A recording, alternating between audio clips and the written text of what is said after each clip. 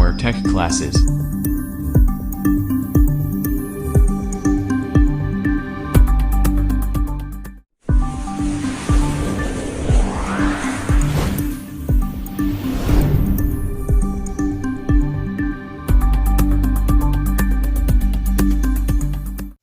चलो बच्चों, हम वाटर कूलर के विद्युत भाग के बारे में देखते हैं आज।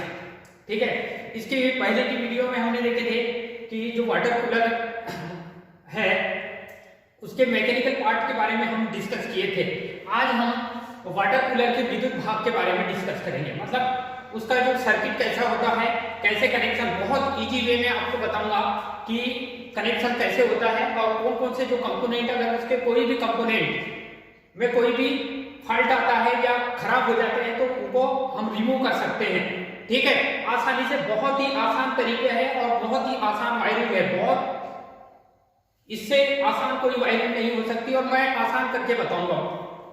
ठीक है, तो वाटर कूलर के विद्युत भाग के बारे में जब देखेंगे, ठीक है, तो उसके मेन जो पार्ट्स होते हैं वो कौन कौन से होते हैं। ठीक है, तो ये जो वाटर कूलर है, वाटर कूलर का यूज हम क्या करते हैं, वाटर को ठंडा करने की, कूलिंग। कल मैंने रेफ्रिजरेशन प्रोसेस बताया। ठीक है, तो रेफ्रिजरेशन प्रोसेस में हमने देखे थे कि पानी को या कोई भी वस्तु को हम क्या करना है, वस्तु या स्थान को क्या ठंडा कूल करना है, तो उसके लिए क्या होगा, रेफ्रिजरेशन साइकिल होती है और वो साइकिल मैकेनिकल साइकिल के अंतर्गत आती है। हम इलेक्ट्रिकल कार्य के बारे में आज पूरा डिस्कस करेंगे। ठीक है, तो वाटर कूलर के विद्युत भाग में सबसे पहला जो भाग होता है वो कंप्रेसर होता है। क्या होता है? कंप्रेसर। कंप्रेसर क्या करता है? ठीक है, तो कंप्रेसर मैंने आपको बताया था कि यहाँ पे ये एक कंप्रेसर दिख रहा है। ठीक है, ये कंप्रेसर के अंदर एक इंजन होता है, 2 स्ट्रोक जैसे इंजन होता है और वो इंजन डायरेक्ट कनेक्टेड किससे होता है, तो उसके अंदर एक मोटर होती है, परमानेंट कैपेसिटर मोटर, स्थायी धारित मोटर कहते हैं उसको। तो मोटर से डायरेक्टली कपल होता है। ठीक है, जुड़ा हुआ रहता है, मतलब मोटर की जो शाफ्ट है वो सीधा आपके जो कंप्रेसर में लगे इंजन की जो पिस्टन से कनेक्टेड रहती है। तो पिस्टन जब मूव करता है, ठीक है, पिस्टन के क्रैंक शाफ्ट से जुड़ी रहती है। पिस्टन जब मूव करता है, ठीक है, तो वो किसकी वजह से मूव करता है, ऊपर नीचे जो होता है उसका जो ऑसिलेशन ऊपर नीचे होगा वो किसकी वजह से होगा, तो मोटर की वजह से। कौन सी मोटर होगी, तो वहां पे परमानेंट कैपेसिटर मोटर होगी। ठीक है, तो अभी एक एक पार्ट्स के बारे में हम देखते हैं। तो कंप्रेसर क्या करता है, मैंने आपको बताया था, कंप्रेसर जो है पूरे जो आपका जो वाटर कूलर है उसका मेन क्या होता है, हार्ट कहा जाता है। ठीक है, तो वो ये हार्ट है वो पंपिंग करने का काम करता है। कंप्रेसर क्या करेगा, पंपिंग करेगा, जिसकी वजह से जो गैस का सर्कुलेशन होगा। ठीक है, गैस की सर्कुलेशन होगा तो उसकी कंडीशन चेंज होगी। ठीक है, द्रव अवस्था से गैस अवस्था में आएगा। ठीक है, तो ये चीज मैंने आपको बताया था कि कंप्रेसर क्या करता है, तो एयर को आपकी जो गैस होती है, गैस को, फ्रीऑन गैस को सर्कुलेशन करने का काम करता है। क्या करता है, सर्कुलेट करवाता है। ठीक है, तो ये कंप्रेसर का काम है गैस को सर्कुलेट कराना, मतलब ये है कि चक्र में चलाना। सर्कुलेट कराने का मतलब होता है एक साइक्लिक प्रोसेस होती है, जो गैस की अवस्था चेंज करने के लिए एक साइक्लिक प्रोसेस होती है, जो मैंने नेक्स्ट इसके पहले की जो वीडियो है उसमें आपको बता चुका हूं। अब इसमें हम देखेंगे कि कंप्रेसर जो होता है वो क्या करता है, तो ये कंप्रेसर इसका मेन भाग होता है। और कंप्रेसर यहाँ पे देख रहे हैं कि ये 3 टर्मिनल होते हैं, इसके ऊपर जो पाइप लगे हुए रहते हैं। ठीक है, ये जो सक्शन पाइप होगा, ये डिस्चार्जिंग पाइप और ये चार्जिंग पाइप मैंने आपको बताया था। तो ये मैकेनिकल पार्ट है, इसका कनेक्शन हम देखेंगे नहीं, हम इलेक्ट्रिकल पार्ट का कनेक्शन देखेंगे।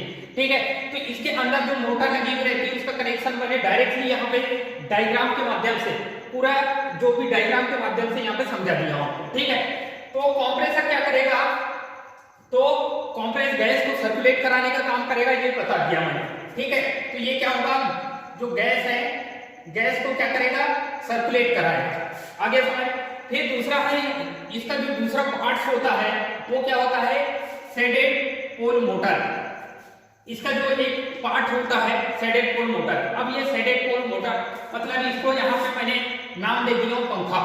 ठीक है, कूलिंग करने के लिए। और ये कूलिंग किसकी करेगा, मैंने इसके पहले की जो वीडियो में बताया था, मैकेनिकल पार्ट है उसके जो कंडेंसर, ठीक है, कंडेंसर को ठंडा करने के लिए एयर के माध्यम से ठंडा कर रहे हैं। ठीक है।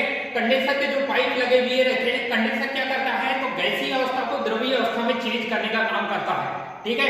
कौन सी अवस्था को? गैसीय अवस्था को द्रवीय अवस्था में जब चेंज करेगा, ठीक है, तो चेंज करने का जो काम करता है वो कौन करता है? तो कंडेंसर करता था। और कंडेंसर को कूलिंग कौन देता है, उसको ठंडा कौन करता है? तो शेडेड पोल मोटर, ठीक है। तो ये शेडेड पोल मोटर, ठीक है, एक मतलब सिंगल फेज मोटर का एक टाइप होता है शेडेड पोल मोटर। इसकी दक्षता लगभग 35% होती है।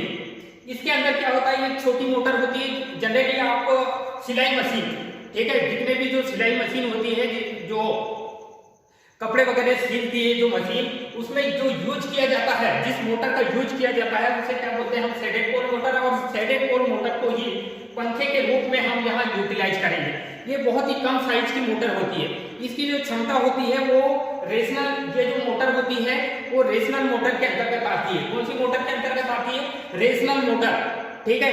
तो ये भिन्नात्मक मोटर होती है। इसकी जो क्षमता होती है 1 HP से, जो भी मोटर होती है, जितनी भी सिंगल फेज की जितनी भी मोटर होती है, वो उसकी जो कुछ ऐसी रेशनल मोटर अलग अलग भागों में डिवाइड करते हैं। तो ये जो रेशनल मोटर के अंतर्गत आती है और इसकी 1/4, ठीक है, HP 1/4 HP इसकी लगभग क्षमता होती है। मैक्सिमम क्षमता 1/4 HP तक के होती है।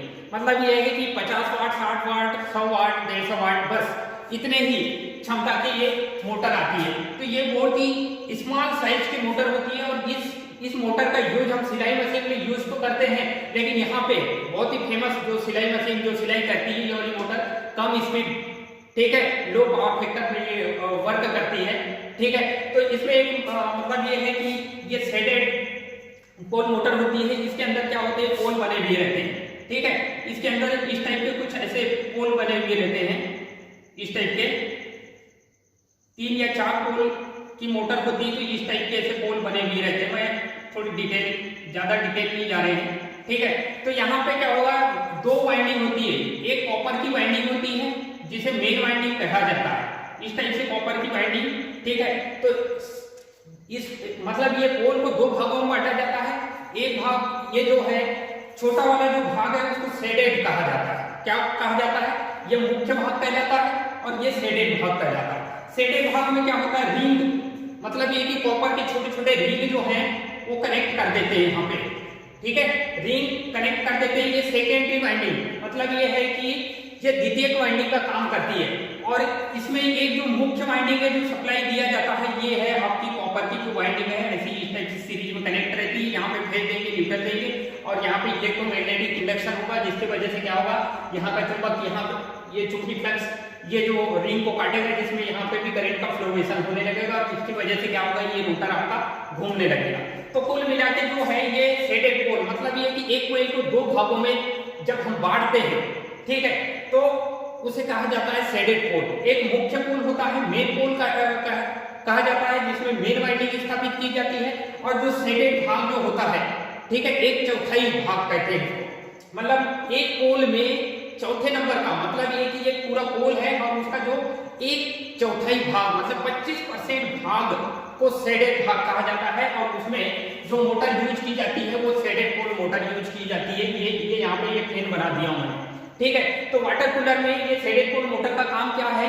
तो ये शेडेड पोल मोटर का काम जो होता है वो कंडेंसर को कूलिंग प्रदान करना, ठीक है।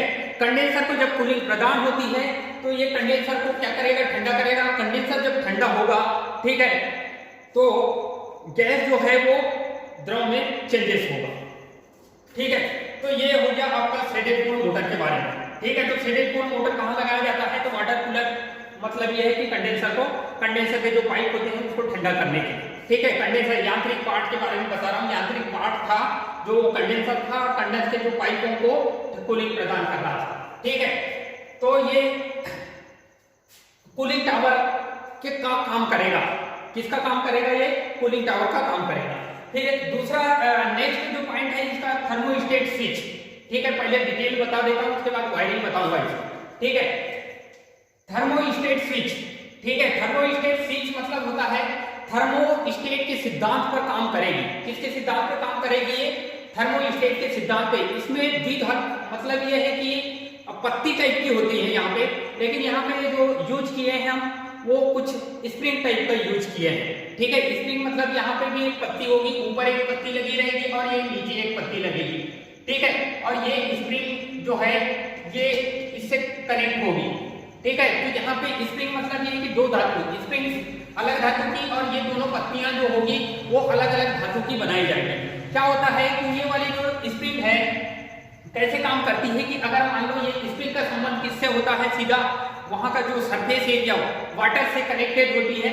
अगर वाटर बहुत ज्यादा ठंडा होता है, ठीक है, अगर यदि वाटर बहुत ज्यादा कोल्ड होता है, ठंडा होता है, तो ये जो स्प्रिंग है वो क्या होती है, स्प्रिंग में क्या होता है, सिकुड़ जाती है। ठीक है, स्प्रिंग जो हो जाएगी वो क्या कैसी होगी, एकदम सिकुड़ेगी, फैलेगी नहीं।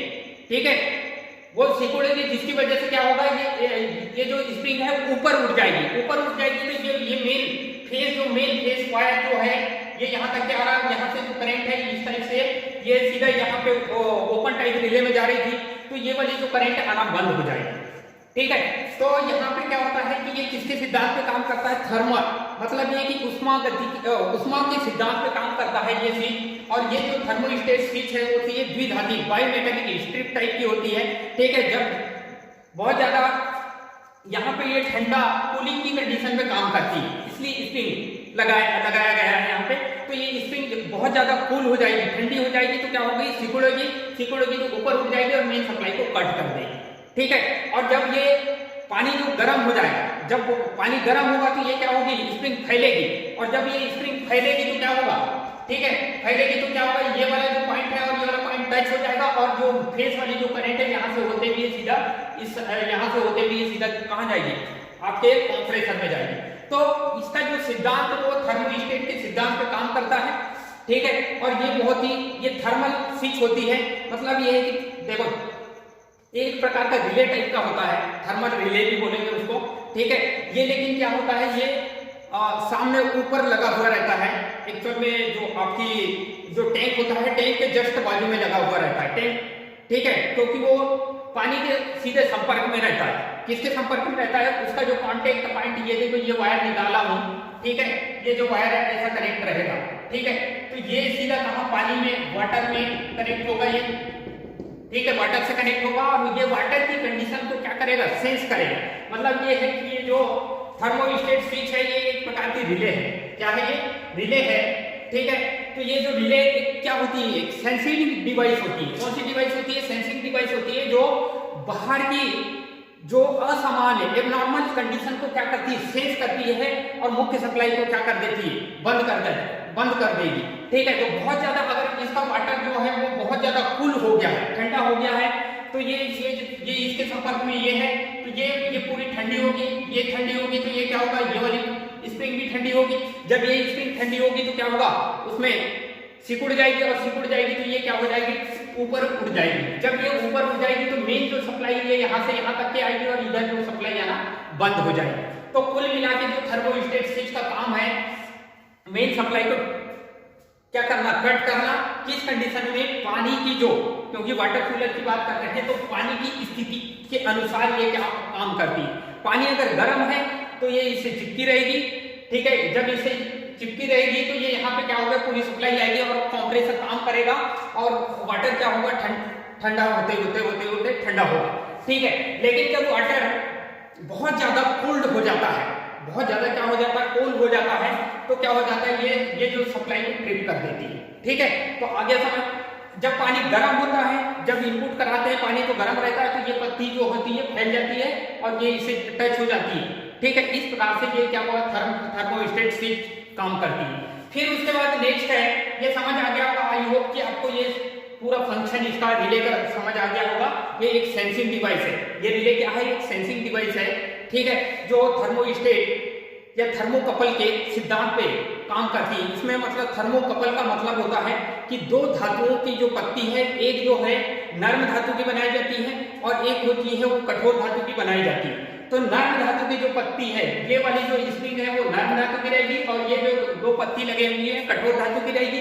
ये स्टैटिक कंडीशन में रहेंगे, ये दोनों पत्ती स्टैटिक कंडीशन में रहेंगे, और ये वाली जो पत्ती है ये मूवमेंट करेगी, मतलब ऊपर नीचे क्या करेगी, मोमेंटम करेगी। और ये किसकी कंडीशन को, वाटर की सिचुएशन को देखते हुए ये मूवमेंट करेगी। ठीक है, उसी की वजह से ये क्या होगा, ऑटोमेटिक बंद चालू होते जाए वाटर की कंडीशन को एब्जॉर्ब करके। ठीक है, तो ये हो गया थर्मोस्टेट स्विच के बारे में। फिर उसके बाद आता है इंडिकेटर। ठीक है, जनरली हम क्या होता है यहाँ पे दो प्रकार के इंडिकेटर का यूज करते हैं। मैं आपको बता रहा हूँ कैसे, कहाँ, किसके लिए। जब इधर से मेन सप्लाई दिया जाता है, जो मेन सप्लाई है फेज न्यूट्रल की मेन सप्लाई दिया जाता है, तो यहाँ पे एक रेड कलर का जो इंडिकेटर है, जो सप्लाई ये कंडीशन ये बताता है कि सप्लाई मेन सप्लाई आ रही है। तो ये डायरेक्टली कनेक्टेड होता है, मतलब ये कि इसको न्यूट्रल भी कनेक्ट किया जाता है और ये फेज भी कनेक्ट किया जाता है। डायरेक्ट फेज न्यूट्रल देंगे, ठीक है, जैसे मेन स्विच ऑन करेंगे, ठीक है, वहां पे सप्लाई आएगी और ये लाल इंडिकेटर ये बता देगा कि मेन जो पावर है, मेन पावर की जो सप्लाई है वो आपके जो वाटर कूलर है, वाटर कूलर में प्रेजेंट हो चुकी है। ठीक है, तो ये कंडीशन को बताने के लिए क्या किसका यूज किया जाता है, तो ये लाल इंडिकेटर का काम करेंगे यहाँ। ठीक है, अब यहाँ पे दूसरा जो हरा इंडिकेटर है, जब कंप्रेसर में जो सप्लाई आएगी, ठीक है, ये स्विच तक के जो सप्लाई आएगी, ये स्विच डायरेक्टली सीधी कंप्रेसर में जुड़ी हुई रहती है एक्चुअल में। अभी मैं बाद में बताऊंगा कैसे जुड़ी रहती है। ठीक है, तो ये हरी जो कंडेंसर हरा इंडिकेटर है वो कब किस कंडीशन में काम करेगी, जब कंप्रेसर में सप्लाई आएगी। मेन सप्लाई कहां से आ रही है, ये स्विच के माध्यम से सीधा ये, और एक स्विच लगी हुई है यहाँ पे। ठीक है, यहाँ पे रिले लगा हुआ है, ये रिले के माध्यम से यहाँ जब ये रिले तक के, ये मेन रिले है यहाँ पे, ओपन टाइप रिले जो है डायरेक्टली वहां कनेक्टेड होता है। वहां पे एक मैग्नेटिक ये जो है मतलब आपका आर्मेचर है, आर्मेचर में एक कॉइल लिपटी हुई है, ये कॉइल का सीधा संपर्क किससे है, अभी मैं इसकी वर्किंग प्रोसेस समझाऊंगा। ठीक है, तो इंडिकेटर दो प्रकार के इंडिकेटर यूज किए जाते हैं। एक लाल इंडिकेटर यूज किया जाता है, लाल इंडिकेटर का काम है मेन पावर सप्लाई। ठीक है, मेन पावर सप्लाई जो आपके कहां तक के पहुंची है, आपके जो वाटर कूलर तक के पहुंच चुकी है। दूसरा जो इंडिकेटर है वो हरा रंग का इंडिकेटर होता है। ये किस कंडीशन को बताता है कि जब मेन सप्लाई जो है वहां से सीधा कहां आती है, ये यहां से होते हुए सीधी, ये इससे अभी जुड़ा हुआ है, तो जो करंट है ये यहां से होते हुए सीधा, यहां से होते हुए सीधा कहां जा रही है, ये वाले जो आपका ओपन टाइप रिले के आर वाले पॉइंट तक के अगर आ जाती है, तो जैसे ये आर वाले पॉइंट पे, तो यहां से सीधा डायरेक्ट वायर जो इंडिकेटर का ये फेस यहां आ गया और ये न्यूट्रल। ठीक है, यहां से तो न्यूट्रल ये कॉमन कर दिया हूं, तो ये न्यूट्रल मिलेगा और यहां से फेस मिलेगा, तो ये इंडिकेटर तब जलेगा। ठीक है, तो अभी ये जलाना नहीं है। ठीक है, अभी इसकी बाद में वर्किंग देखते हैं, पूरे इसके कंपोनेंट के बारे में देख लेते हैं। तो हरा इंडिकेटर का काम और लाल इंडिकेटर का काम क्या है। ठीक है, अब उसके बाद नेक्स्ट देखते हैं परमानेंट कैपेसिटर मोटर। ये परमानेंट कैपेसिटर मोटर डायरेक्टली कहां पे फिट होती है, तो ये सीधे कंप्रेसर के अंदर होती है। ठीक है, यहाँ पे एक बात बता दूं, कंप्रेसर के अंदर ये परमानेंट कैपेसिटर मोटर होती है, उसको स्थायी कैपेसिटर मोटर के नाम से भी जाना जाता है। ठीक है, इसको कौन सी मोटर के नाम से जाना जाता है, स्थायी कैपेसिटर मोटर। ठीक है, कौन सी मोटर होती है, स्थायी कैपेसिटर मोटर होती है, और ये सीधा डायरेक्टली कहां पे अंदर प्लॉटेड होती है, ये सीधा, तो ये कंप्रेसर के अंदर। अब ये कंप्रेसर के अंदर मतलब ये है कि ये जो स्थायी कैपेसिटर परमानेंट कैपेसिटर जो मोटर है, इसके अंदर दो वाइंडिंग होती है। कितने वाइंडिंग होती है, दो वाइंडिंग। ये है मोटर, यहाँ पे ये मोटर का पार्ट है। ठीक है, तो ये जो मोटर है इसमें दो प्रकार की वाइंडिंग होगी, एक होगी रनिंग वाइंडिंग और एक होगी स्टार्टिंग वाइंडिंग। ठीक है, स्टार्टिंग वाइंडिंग जो होती है वो पतले तार और अधिक टर्न की बनाई जाती है, और ये रनिंग वाइंडिंग जो होती है मोटे तार और कम टर्न की बनाई जाती है। ठीक है, मोटे जो तार होती है उसको डायरेक्ट सप्लाई दिया जाता है, और ये जो पतले तार होती है, स्टार्टिंग वाइंडिंग वाली जो तार होती है, वो कैपेसिटर के सीरीज में कनेक्ट होती है। कौन से कैपेसिटर, तो परमानेंट कैपेसिटर के सीरीज में कनेक्ट होती है। तो परमानेंट कैपेसिटर मोटर का जो मेन काम होता है, वो जो कंप्रेसर के अंदर जो इंजन होता है, ठीक है, टू स्ट्रोक इंजन होता है, उसको ऊपर नीचे करने, मोमेंटम कराने के लिए ये मोटर का यूज किया जाता है। कंप्रेसर के अंदर जो मोटर होती है, ठीक है, कंप्रेसर के जो अंदर एक पिस्टन लगा हुआ रहता है। ठीक है, इंजन टाइप का पिस्टन लगा हुआ रहता है, उस पिस्टन को मोमेंटम, ठीक है, प्रदान कराने के लिए, ठीक है, कंप्रेशन कराने के लिए इस मोटर का यूज किया जाता है। जब ये मोटर गति करती है तो इसका जो पिस्टन है वो लगातार ऊपर नीचे होता है और जो आपके गैस को सक्ट करता है और आउटगोइंग करवाता है। ठीक है, तो कुल मिलाकर जो परमानेंट कैपेसिटर है वो इंजन को चलाने के लिए, किसको चलाने के लिए, कंप्रेसर के अंदर जो इंजन होता है, इंजन को चलाने के लिए इस मोटर का ये डायरेक्टली बाहर नहीं होती, ये ध्यान रखना है हमको। ठीक है, जो हवा भरने की जो पंप होता है, हवा भरने का, जहाँ पे गाड़ी या बाइक या फोर व्हीलर वगैरह जो होती है उनको जो हवा, उसमें जो हवा भरते हैं वहां पे जो कंप्रेसर होता है बाहर मोटर लगी हुई रहती है। लेकिन जो ये आपका जो वाटर कूलर है, वाटर कूलर का जो साइज को कम करने के लिए, ठीक है, वाटर कूलर का साइज को कम करने के लिए छोटे साइज का एक कंप्रेसर लगा हुआ रहता है, कंप्रेसर के ही अंदर इस मोटर को फिट कर दिया जाता है। ठीक है, तो ये मोटर जो होती है कंप्रेसर को, पिस्टन को चलाने के काम करती है। ठीक है, तो ये परमानेंट कैपेसिटर मोटर हो गई। अब ये स्थायी कैपेसिटर, यहाँ पे लगभग 10 माइक्रोफेरेड का, कितने माइक्रोफेरेड का, 10 माइक्रोफेरेड का ये जो है 10 माइक्रोफेरेड, ठीक है, इसको मापने की इकाई होती है। ठीक है, धारिता को मापने की इकाई होती है और ये जो 10 लगभग 10 इसकी क्षमता के हिसाब से, ठीक है, अगर मान लो ज्यादा क्षमता का वाटर कूलर है, ठीक है, वो लीटर के हिसाब से आता है, ज्यादा क्षमता का है तो वहां 15-20 ऑक्सोआन जो भी लगा सकते हैं। ठीक है, वो कैपेसिटी पे डिपेंड करेगा। ठीक है, तो आपका जो स्थायी कैपेसिटर का जो यूज है वो क्या होता है, स्थायी कैपेसिटर जो होता है वो फेयर डिफरेंस पैदा करने के लिए, क्योंकि ये जो मोटर होती है, परमानेंट कैपेसिटर मोटर होती है, उसको स्टार्ट करने के लिए।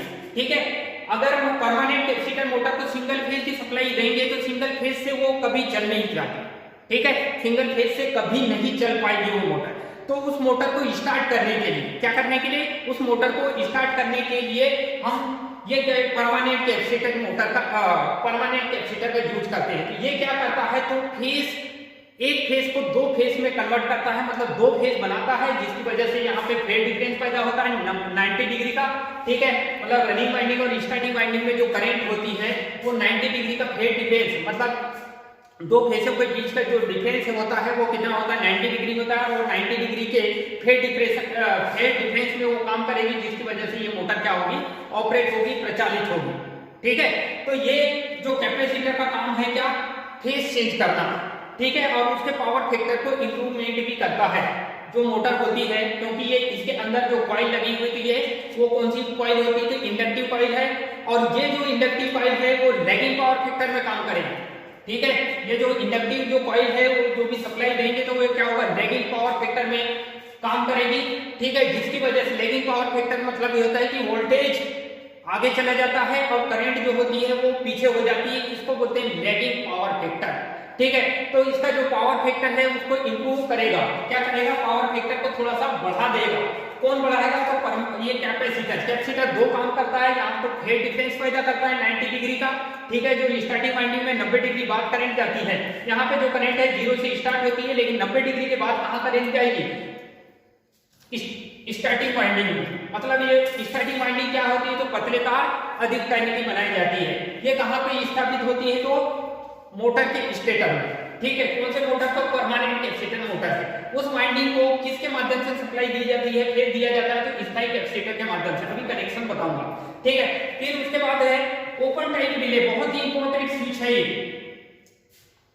ओपन टाइप रिले एक छोटी सी स्विच होती है। ठीक है, मार्केट में 30-40 रुपए की आपको अवेलेबल मिलेगी। ठीक है, कहीं भी दुकान में जाओगे 30-40 रुपए की मिल जाती है। ये है स्विच। अब ये इसमें एक कॉइल बनी हुई रहती है और ये जो कॉइल होती है ये पतले, बहुत ही पतले तार की कॉइल होती है। और ये कॉइल जो होती है वो किसके, ये यहाँ पे आर्मेचर होता है। ठीक है, आर्मेचर की, इस आर्मेचर में ये लिपटी होती है के ऊपर। अब ये क्या होता है, जब इस कॉइल में क्या होगा, मैग्नेट बनेगा तो ये आर्मेचर क्या होगा, आकर्षित होगा और ये वाले जो है, ये वाले ये यहाँ से करंट सीधा यहाँ पास होगी।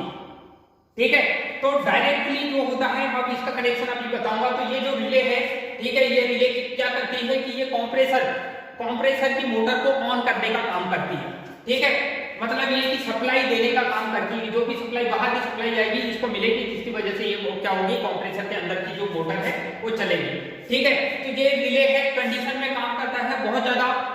ठीक है, ये महंगा नहीं आता, एक छोटे मोटे फॉर्म का, इसलिए इसको ओपन टाइप रिले कहा जाता है। ठीक है, अब ये ओपन टाइप रिले जो मैग्नेटिक रिले होगा, और ये क्या कौन सी रिले होगी, तो थर्मल रिले। दो टाइप की रिले यूज किया जाता है, एक मैग्नेटिक रिले। मैग्नेटिक रिले का यूज करेंगे हम मोटर को, कंप्रेसर की मोटर को प्रचालित करने के लिए, और सीधा मोटर के जो टर्मिनल है डायरेक्ट टर्मिनल पे कनेक्टेड होती है। ठीक है, मोटर में जो आपके यहाँ पे 3 प्रकार के टर्मिनल होंगे, कॉमन टर्मिनल होगा। ठीक है, उसको पहचानने का तरीका मैं बताऊंगा, वो भी प्रैक्टिकली बताऊंगा आपको। ठीक है, तो थर्मोस्टेट स्विच जो होती है वो थर्मल सिद्धांत पे काम करेगी, उसमें सिद्धांत पे, ये चुंबकीय सिद्धांत पे काम करेगी, मैग्नेटिक सिद्धांत पे काम करेगी। यहाँ पे करंट आएगी, मैग्नेट बनेगा, और ये जो है प्लंजर, इसको बोलते हैं प्लंजर या आर्मेचर कहा जाता है। आर्मेचर सीधा इससे ये पत्ती से कनेक्टेड होगा, जिसकी वजह से यहाँ पे सप्लाई जाएगी और मोटर वर्क करेगी। ठीक है, तो ये हो गया ओपन टाइप रिले। फिर उसके बाद यहाँ पे आता है OLP, बहुत ही अच्छा, ये इंपॉर्टेंट पार्ट्स हो जाता है यहाँ इसके लिए। OLP को हम फेज के सीरीज में भी लगा सकते हैं, लेकिन मैं न्यूट्रल के सीरीज में, क्योंकि क्या होता है ये न्यूट्रल से डायरेक्ट सर्किट कंप्लीट करने के लिए ये यहाँ पे लगा दिया है। जैसे आपकी मिक्सर होती है, मिक्सर में सीधा न्यूट्रल से कनेक्टेड होता है ना, एक OLR कहते हैं, ओवर लोड रिले। ठीक है, वही OLP, लेकिन यहाँ पे क्या होगा, OLP नाम रखा गया है। इसका मतलब क्या होता है, ये एक प्रकार का रिले होता है, प्रोटेक्टिव, ओवरलोड प्रोटेक्टिव रिले कहा जाता है। इसको क्या कहा जाता है, इसको ओवरलोड प्रोटेक्टिव रिले। ये ओवरलोड प्रोटेक्टिव रिले कहाँ लगा हुआ रहता है, तो ये जो इधर से न्यूट्रल आ रहा है, न्यूट्रल से सीधा सीधा ये कॉमन टर्मिनल में जाएगा कंप्रेसर के, और वहां पे बीच में लगा दिया जाएगा।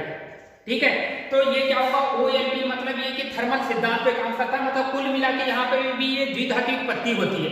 कौन सी पत्ती होती है, ये द्विघातिक पत्ती होती है। बहुत ज्यादा गर्म हो जाता है, जब आपका जो कंप्रेसर बहुत ज्यादा हीटेड हो जाता है, बहुत ज्यादा गर्म हो जाता है, तो ये पट्टी ऑटोमेटिक उड़ जाती है। ठीक है, जैसे 24 घंटा जब वर्क कर करके, मतलब ये है कि जब हम 24 घंटा इसको सप्लाई देंगे तो ये बहुत ज्यादा हीटेड हो जाएगा, गर्म हो जाएगा, और गर्म हो जाएगा तो क्या होगा, ये वाली जो ओवरलोड जो प्रोटेक्शन, मतलब ये है कि ये वाले जो इसको ट्रिप करने के लिए यूज किया जाता है। किसको ट्रिप करवाना है आपको, ये कंप्रेसर के अंदर की जो मोटर है उसको ट्रिप कराना, क्योंकि मोटर, कंप्रेसर के अंदर मोटर है, और इसके अंदर अगर बहुत ज्यादा गर्म हो जाती है, उसकी वाइंडिंग गर्म हो जाएगी, और गर्म हो जाएगी, जल जाएगी, और उस जलने से बचाने के लिए, जैसे हमारे मिक्सर होता है, ठीक है, मिक्सर ग्राइंडर होता है, जो बहुत ज्यादा हीटेड हो जाता है, तो उसकी जो नीचे एक मतलब ये स्विच लगी हुई रहती है, जिसको बोलते हैं OLR switch, overload protection relay वाली स्विच होती है, वो थर्मोस्टेट के सिद्धांत पे काम करेगी।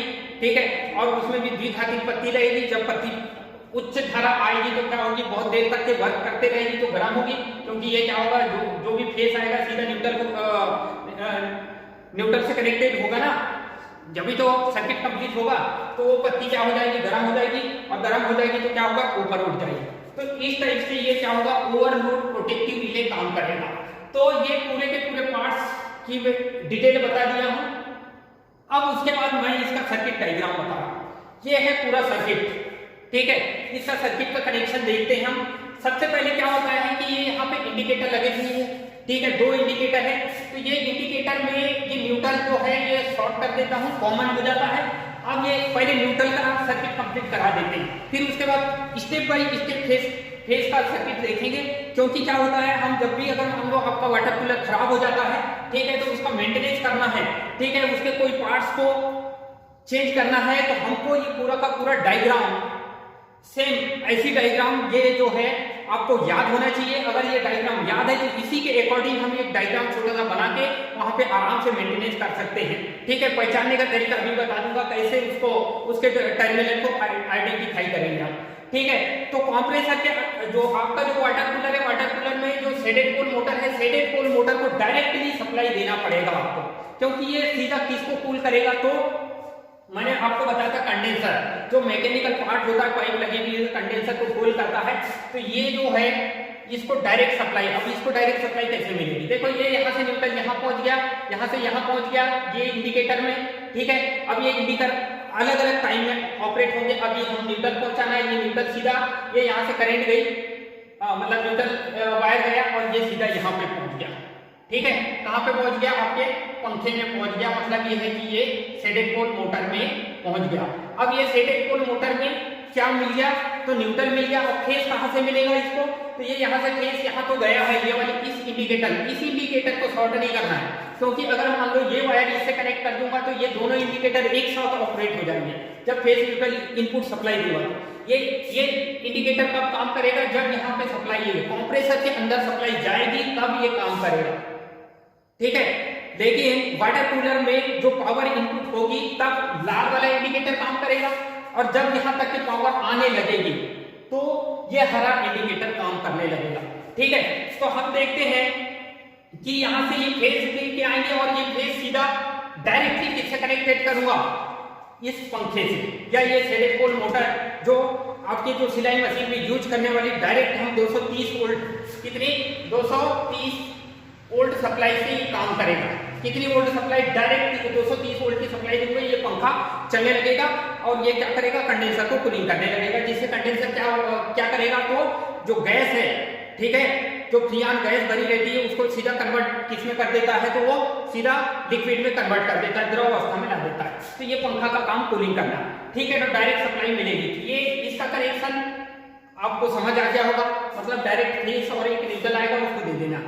अब यहाँ पे देखते हैं कि यहाँ पे जो ये फेस है, यहाँ पे जो ये फेस है, ठीक है, ये जो फेस है ये सीधा किससे कनेक्टेड है, यहां से एक वायर निकाल के ये इसको फेस मिल गया। अब एक और जो फेस वाला वायर यहां से निकालूंगा, ये सीधा कहां जाएगा, तो ये आपके थर्मोस्टेट स्विच में जाएगा। थर्मोस्टेट स्विच मतलब अगर पानी ये गर्म है तो ये वाला जो पत्ती है, ये स्प्रिंग है, ये इससे कनेक्टेड है, मतलब ये कि ये वाला पोल और ये वाला पोल से ये कनेक्टेड स्प्रिंग है, ठीक है। तो यहाँ से करंट जो होती है, फेस वाली जो करंट है यहाँ से होते हुए, ये यहाँ से होती स्प्रिंग से होते हुए सीधा कहां जाएगी, ये यहाँ से होते हुए सीधी ये निकल के सीधा आर वाले पॉइंट में आएगी। मतलब ऑलरेडी लिखा हुआ रहता है, वहां स्विच में लिखा हुआ रहता है आर पॉइंट, एस पॉइंट, ठीक है, किस को कनेक्ट करना। तो सीधा जो ये फेस है वो सीधा कहां आ रहा है, आर वाले पॉइंट में। जैसे ये आर वाले पॉइंट में आएगा तो ये वाला सीधा जो है इससे कनेक्टेड है, किससे कनेक्टेड है, ये वाला सीधा जो है, ये फेस करंट जब यहां पहुंचेगी तो ये वाला सीधा वायर इससे कनेक्टेड है। मतलब ये है कि ये आपका जो इंडिकेटर है, हरा इंडिकेटर इंडिकेट कर देगा कि ये वाली जो सप्लाई है थर्मोस्टेट से निकल कर आ चुकी है कहां पे, तो ओपन टाइप रिले में आ चुकी है, ये बता देगा। कौन बताएगा, तो ये हरा जो इंडिकेटर है नियॉन लैंप टाइप का होता है, ये काम करता है, ठीक है। तो ये हरा जलने लगेगा, मतलब हमको समझ आ जाएगा कि ये स्विच डायरेक्टली यहाँ कनेक्टेड रहती है, ठीक है। अभी इसी के ये दोनों पॉइंट इससे कनेक्टेड है, एस वाला पॉइंट कनेक्टेड है और आर वाला, ये देखो आर वाला जो पॉइंट है आर से कनेक्टेड है, एस वाला पॉइंट एस से कनेक्टेड है, मतलब सीधी ऐसी कनेक्टेड होती है। आगे समझ, तो करंट अब ये यहाँ पे आर में गई है, यहाँ से इंडिकेटर में जाएगी और यहीं से ये कॉइल से होते हुए, ठीक है, बहुत अच्छे से समझना, ये जो करंट है, अभी तो क्या होता है, ये पानी गर्म था, गर्म होने की वजह से ये स्प्रिंग नीचे में बैठी हुई थी, जिसकी वजह से करंट यहाँ से पास होके सीधा कहाँ आ रही थी, यहाँ आएगी, यहाँ से सीधा इंडिकेटर में जाएगी, और इंडिकेटर यहाँ तो जब करंट आएगी तो एक वायर जो है ये कॉइल से होते हुए करंट सीधा कहाँ जाएगी, ये यहाँ से होते हुए सीधा ये वाली कॉइल में, रनिंग कॉइल मतलब मोटे तार और अधिक डायरेक्ट सप्लाई देना होता है इसको, फेस न्यूट्रल डायरेक्ट मिलना चाहिए, ठीक है, रनिंग कॉइल, ठीक है, क्योंकि इसका इंडक्टेंस ज्यादा होता है, इसको डायरेक्ट सप्लाई दे भी देंगे तो इसमें कोई फर्क नहीं पड़ता। इंडक्टेंस ज्यादा होने की वजह से, इंडक्टेंस का मतलब होता है ये विद्युत चुंबकीय प्रेरण के चलते, मतलब ये कि लेंज के नियम पे काम करेगा, उतना वोल्टेज बना दे, जितना यहाँ पे वोल्टेज दे रहे हैं उतना ही वोल्टेज ये बना देती है, जिसके कारण इसका जो बनने वाला जो वोल्टेज है मुख्य वोल्टेज का अपोज करता है, और ये जो कॉइल है बढ़िया आसानी से काम करती है, मतलब मैग्नेट बनने लगेगा, ठीक है। तो यहाँ से करंट ये मैग्नेटिक कॉइल से होते हुए यहाँ से होते हुए यहाँ जाएगी, और ये वाला जो न्यूट्रल है इधर से डायरेक्ट ये यहाँ से न्यूट्रल आ रहा है, ठीक है, ये जो न्यूट्रल है ये डायरेक्ट कहाँ से आ रहा है, इस टाइप से ऐसा आ रहा है, ठीक है। और ये थर्मल स्विच के माध्यम से ये देखो ये सर्किट कंप्लीट हो जाएगा, और जब इसका सर्किट कंप्लीट हो जाएगा तो ये वाला जो प्लेनम है नीचे जुड़ जाएगा, ये एक प्रकार की स्विच का काम करेगी जो इसको ऑपरेट करने के लिए, जैसे हम एक क्लच का यूज करते हैं, ठीक है, जैसे एक क्लच का यूज करते हैं मतलब स्विच के रूप में, तो ये वाला जैसे ही यहाँ पे करंट आएगी और ये इधर से सर्किट कंप्लीट होकर रनिंग वाइंडिंग से तो ये वाला जो क्लच है ये सीधा क्या हो जाएगा, नीचे बैठ जाएगा। जैसे ये नीचे बैठ जाएगा तो यहाँ से जो करंट है, फेस वाली जो करंट है, एक फेस वाली जो करंट आर वाली जो करंट है, आई आर बोलेंगे इसको। कौन सी करंट बोलेंगे, आई आर। ये जो आई आर करंट है ये यहाँ से होते हुए इसमें तो जाएगी, ठीक है। मतलब ये कि यहाँ से चले गई, मतलब पहुंच गई, 0 न्यूटन के साथ कंप्लीट हो गया और यहाँ पे मैग्नेट बनने लगा। लेकिन कुछ देर के बाद जो है वो करंट ये जैसे चिपकेगा तो ये वाली जो करंट है इसको बोलेंगे आई एस करंट। कौन सी करंट बोलेंगे, स्टार्टिंग वाइंडिंग में जाने वाली करंट। ये रनिंग वाइंडिंग में जाने वाली करंट ये डायरेक्ट जा चुकी है, ठीक है। वहां पे मैग्नेट बनने लगा है। जब तक कि यहाँ पे करंट नहीं पहुंचाएंगे यहाँ मैग्नेट नहीं बनेगा और उसका जो अंदर का रोटर नहीं घूमेगा। तो फेज डिफरेंस पैदा कराना है, मतलब ये कि यहाँ पे जो करंट जा रही है वो 0 डिग्री, मतलब कुछ इस टाइप का ऐसा वेवफॉर्म होता है कि 0 डिग्री से आर वाली जो फेज है आई आर करंट निकली, ठीक है। ये 0 डिग्री से आई आर करंट ऐसे निकली और अपना एक साइकिल कंप्लीट करेगी, इस टाइप से अपना एक साइकिल कंप्लीट करेगी, ठीक है। अब हम देखेंगे कि ये वाली जो करंट है ये तो प्लंजर नीचे बैठ चुका है। अब ये प्लंजर के माध्यम से ये वाली जो करंट है वो सीधा ये कैपेसिटर में जाएगी। और कैपेसिटर का काम क्या होता है, तो कैपेसिटर का काम हो चार्जिंग और डिस्चार्जिंग होना। क्या होना, इसकी 2 प्लेटें होती है इस टाइप की, ऐसी प्लेट, ये चार्जिंग और डिस्चार्जिंग होता है, ठीक है। मतलब ये कि यहाँ पे जो करंट आएगी तो यहाँ की एक प्लेट में ये ऐसी 2 प्लेट है, ये इससे कनेक्टेड है, ये इससे कनेक्ट है, ठीक है। तो ये यहाँ पे आवेश आ जाएंगे, ठीक है। तो यहाँ पे आवेश आएंगे तो यहाँ का जो इलेक्ट्रॉन्स होते हैं वो क्या होता है, इसके माध्यम से ऐसे कनेक्टेड हो जाएंगे, जिसकी वजह से क्या होगा कि ये वाली जो करंट है वो यहाँ से होते हुए, कुल मिला के नॉर्मल समझा रहा हूँ, ठीक है, ज्यादा डीपली नहीं जाते। तो ये करंट है ये पहले चार्ज होगा, चार्ज होने के बाद डिस्चार्ज होगा। ये जब डिस्चार्ज होगा तो ये करंट 90 डिग्री के बाद, कितने डिग्री के बाद, 90 डिग्री के बाद ये यहाँ से, ये इसका 90 डिग्री ये होता है, इस पॉइंट से ऐसा निकलना चालू करेगी और ये 90 डिग्री के बाद ही ये यहाँ पे समाप्त होगी। पहले ये 0 में आ जाएगी, उसके 90 डिग्री बाद ये 0 में आ जाएगी, ठीक है। तो कुल मिला के इन दोनों के बीच में फेज डिफरेंस कितना होगा, तो 90 डिग्री का फेज डिफरेंस हो गया, ठीक है। जिसकी वजह से यहाँ पे फेज डिफरेंस पैदा होने की वजह से यहाँ जो है यहाँ पे एक टॉर्क डेवलप होगा और टॉर्क डेवलप होगा तो इसका अंदर का रोटर रोटेट करने लगेगा। कुल मिला के ये समझ आया ना कि करंट जो होती है ये यहाँ से होते हुए सीधा इससे होते हुए, ये इससे होते हुए सीधा यहाँ से ये करंट इस टाइप से फ्लो होगी। यहाँ पे ये करंट ऐसी मैग्नेट, ये जैसी मैग्नेट बनेगा तो ये भी प्लंजर नीचे गिर जाएगा और यहाँ तो डायरेक्ट करंट चले जाएगी। लेकिन यहाँ पे जो करंट है कैपेसिटर चार्ज होगा, चार्ज होने की थोड़ी देर बाद डिस्चार्ज होगा और ये डिस्चार्ज होगा तो करंट यहाँ से यहाँ पहुंचेगी।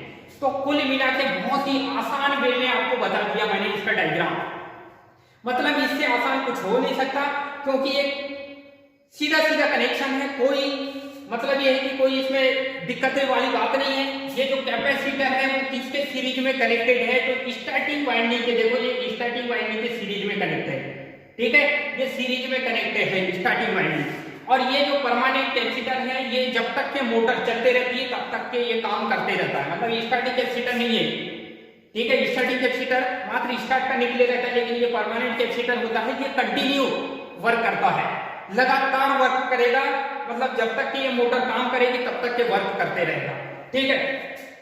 तो इस टाइप से इसका ये जो पूरा सर्किट डायग्राम है मैंने आपको पूरा का पूरा एक्सप्लेन कर दिया। अगर ये स्विच खराब हो जाती है तो इसको कैसे चेंज करना है मैंने आपको बता दिया, ठीक है। अब यहाँ पे 3 टर्मिनल होते हैं, ठीक है, ये बहुत इंपॉर्टेंट है और ये प्रैक्टिकली आपको बताऊंगा।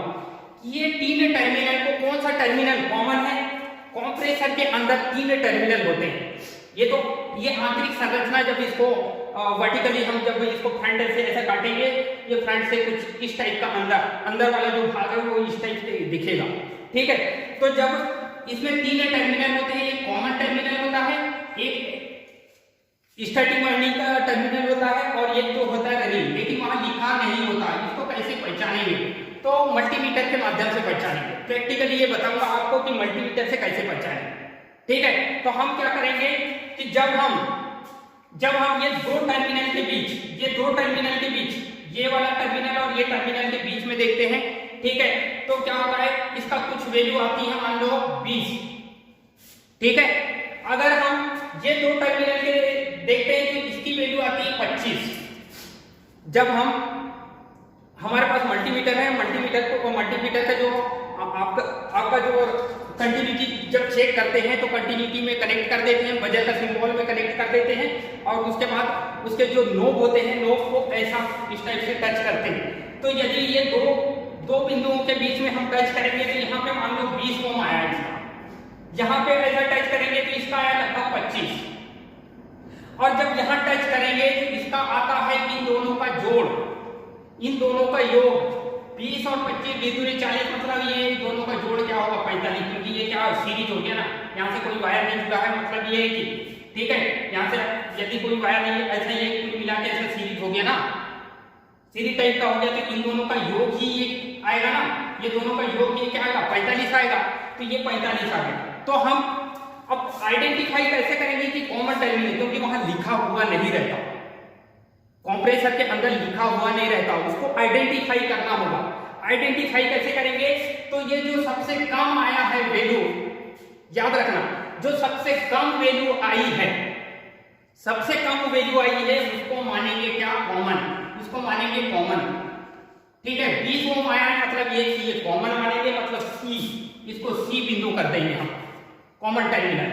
ठीक है, ये टर्मिनल की पहचान बता रहा हूं, क्योंकि वाइंडिंग अंदर रहती है, दिखती नहीं। ठीक है, बाहर 3 टर्मिनल निकले रहते हैं, बस 3 टर्मिनल आपको दिखाई देंगे कंप्रेसर के अंदर। ठीक है, जब ये कनेक्शन इस टाइप का कनेक्शन करोगे तो आपको पता होना चाहिए कि कौन सा वायर किससे कनेक्ट करना है। ठीक है, रनिंग वाइंडिंग को डायरेक्ट देना है, ये स्विच के माध्यम से, स्टार्टिंग वायर कैपेसिटर के माध्यम से देना, तो ये कनेक्शन करने के लिए हमको ये आइडेंटिफाई करना होता है। ठीक है, तो सबसे कम जो आता है रेजिस्टेंस आता है वो किसका आता है, तो कॉमन टर्मिनल का आएगा। ठीक है, फिर जो ये मीडियम जो रेजिस्टेंस आ रहा है उसको हम मान लेंगे ये 25 ओम, मतलब ये है कि ये रनिंग का। ठीक है, क्योंकि रनिंग वाइंडिंग का प्रतिरोध कम होता है, यहाँ पे प्रतिरोध कम होने की वजह से ही तो कम आया ना। ठीक है, फिर उसके बाद यहाँ पे हम देखेंगे, यहाँ पे कुछ ऐसा देखेंगे तो इसका आया कितना, इसका आया कितना, थोड़ा ज्यादा आएगा, तो मतलब ये है कि ये वाला जो ज्यादा, बाकी ये दोनों पहचान गए तो ये तीसरा वाला पॉइंट को हम आसानी से पहचान लेंगे, इसको स्टार्टिंग बोलेंगे हम। ठीक है, तो ये सबसे कम और ये जो मध्यम वाला चेक कर लेते हैं, बाकी का जो होता है तीसरा टर्मिनल आपका ऑटोमेटिक पता हो जाता है। ठीक है, तो इस टाइप से हमको ऐसा ये कंप्रेसर के अंदर जो है वाइंडिंग का जो कनेक्शन के टर्मिनल की पहचान करेंगे। तो आई होप कि ये पूरा का पूरा वीडियो आपको समझ आया होगा, पूरे डिटेल समझ आ गई होगी। इसी के अकॉर्डिंग आप अगर मान लो कोई भी कूलर अगर खराब हो जाता, वाटर कूलर अगर खराब हो जाता है, ठीक है, तो हम यदि ये पंखा खराब हो गया तो इसको निकाल के चेंज कर सकते हैं, सेडेड पोल मोटर होती है। ठीक है, अगर ये खराब हो गया तो इसको निकाल के भी चेंज कर सकते हैं। कभी कभी क्या होता है, ये पूरा शॉर्ट हो जाता है, शॉर्ट हो जाने की वजह से ये काम करना बंद कर देता है। ठीक है, ठीक है, तो ये पूरे इसके प्रोटेक्शन के लिए ये देखो ये स्विच लगाए हमने, ये स्विच लगाए, 3 प्रकार के रिले लगा दिए हमने। ठीक है, किसके प्रोटेक्शन के लिए, इसके प्रोटेक्शन के लिए मात्र कंप्रेसर। अगर ये मोटर, इसके अंदर की जो मोटर होती है अगर जल गई तो पूरा का पूरा कंप्रेसर ही बदलना होता है, क्योंकि वो पूरा पैकेजिंग रहता है, सीधा सिलेंडर से डायरेक्ट कनेक्ट रहता है। ठीक है, अब इसको चेंज नहीं, ऐसा जनरली ऐसा चेंज नहीं कर सकते हम, या रिवाइंडिंग नहीं कर सकते, क्योंकि पूरा कनेक्टेड होगा। ठीक है, उसको तोड़ना पड़ेगा, तो तोड़ेंगे तो फिर जोड़ नहीं सकते, ये कंडीशन आ जाती है, क्योंकि सीधा सीधा इंजन कनेक्ट होता है ये मोटर से। इसलिए क्या होता है कि ये जब मोटर, ये कंप्रेसर पूरा खराब हुआ तो पूरा का पूरा चेंज करना होता है, दूसरा कंप्रेसर, नया कंप्रेसर करके लगाना पड़ता है, ये अगर वाइंडिंग जली तो। ठीक है, तो ये वाइंडिंग के प्रोटेक्शन के लिए 3 हमने कॉइल लगा दी है, 3 स्विच, ऑटोमेटिक काम करने वाली ऑपरेटिंग स्विच है, तो ज्यादातर ये क्या होता है, इसके पूरा का पूरा प्रोटेक्ट करेगी। ठीक है, ये वाली ये OMP स्विच हो गई, ये एक स्विच हो गई, ये 3 स्विच का यूटिलाइज कर रहे हैं इसको प्रोटेक्ट करने के लिए। तो आई होप कि ये पूरा का पूरा फंक्शन, कंडेंसर खराब हो गया तो कंडेंसर को चेक करने शॉर्ट हो जाएगा, पता चल जाएगा हमको कि ये चार्जिंग डिस्चार्जिंग नहीं हो रहा है। ठीक है, इसको पता करने का तरीका बता दिया। इसको कैसे पता करेंगे, तो ये यहाँ पे भी ये स्विच है, अगर ये गर्म होगी तो ऊपर उठ जाएगी, ठंडी होगी तो ऊपर उठ जाएगी, और गर्म होगी तो फैल जाएगी, एक्सपांशन होने की वजह से आप इससे जुड़ जाएगी, काम करेगी। ठीक है, तो ज्यादातर मैं आपको बता रहा हूँ ये स्विच खराब होने की चांस बनता है, ये स्विच खराब होती है। ठीक है, कैपेसिटर खराब होता है, ये 3 चीज ज्यादा मैक्सिमम खराब होने के चांस होते हैं, पर इन्हीं को चेंज करना होता है, बाकी कुछ नहीं करना होता, बहुत ही इजी इसका सर्किट डायग्राम होता है। ठीक है, तो आई होप कि आपको ये समझ आया होगा। ठीक है, इसके बाद हम देखेंगे कि इसका मतलब ये प्रैक्टिकली देखेंगे कि कैसे कनेक्शन करेंगे। ये तो नॉर्मली मैं सैद्धांतिक रूप से बताया आपको, ठीक है।